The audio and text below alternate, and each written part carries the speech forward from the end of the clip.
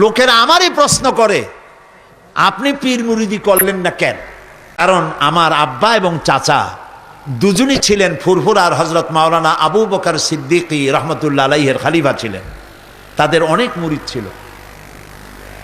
আমি পীর মুরিদি করতেই পারি, আমার কাছে খেলাফতনামা আছে এবং শহীদ মাহমুদ মুস্তফা আল মাদানী আওলাদে রাসূল তার নিজ হাতে লিখিত খেলাফতনামা আমার আছে। দুই দিক দিয়েই করতে পারি। আর আমি পীর মুরিদি করলে আল্লাহর রহমতে মুরিদের বাজার কম গরম হইতো না। 2 নম্বরে প্রশ্ন করে, এতগুলি দল থুইয়া জামাত ইসলামী করেন কেন? বাংলাদেশে একজন ব্যক্তি বলে বেড়ান জামাত ইসলামী কোনো ইসলামী দল না, এই কথা একটা লোকে বলে। পৃথিবীতে আর কোনো মায়ের সন্তান নয় এই রকমের বেয়াদবিপূর্ণ ধৃষ্টতাপূর্ণ কথা আর বলতে পারে একটা মানুষ নাই। মাওলানা মওদুদী রহমতুল্লাহ আলাইহির লেখার সাথে দ্বিমত পোষণ কেউ করলে করতে পারে।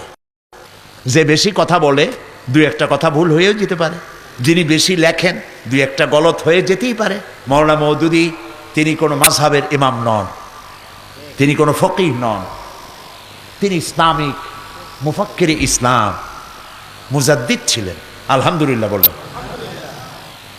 লেখায় ভুল হতে পারে, আপনি দ্বিমত করেন, কিন্তু জামাত ইসলামী ইসলামী দল নয় এই কথা যিনি বলেছেন, কিয়ামতের দিন আল্লাহর দরবারে দেখা হবে আমাদের ইনশাআল্লাহ। সেদিন আপনার পজিশন কি হয় আমরা দেখব।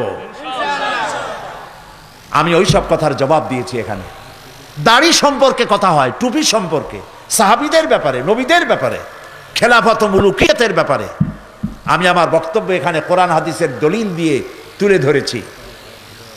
মোমেন তো সেই ব্যক্তি যে ব্যক্তি নিজের জন্য যা পছন্দ করে অন্য মোমেন ভাইয়ের জন্য তা পছন্দ করে। আমি জামাত ইসলামী নিজের জন্য পছন্দ করেছি। সত্য, সৎ পথ, ইমানের পথ এবং সত্যিকারের একটি ইসলামী বিপ্লবের জন্য এই রাস্তাকে চেনা এবং জানা আমাদের জন্য সময়ের দাবি।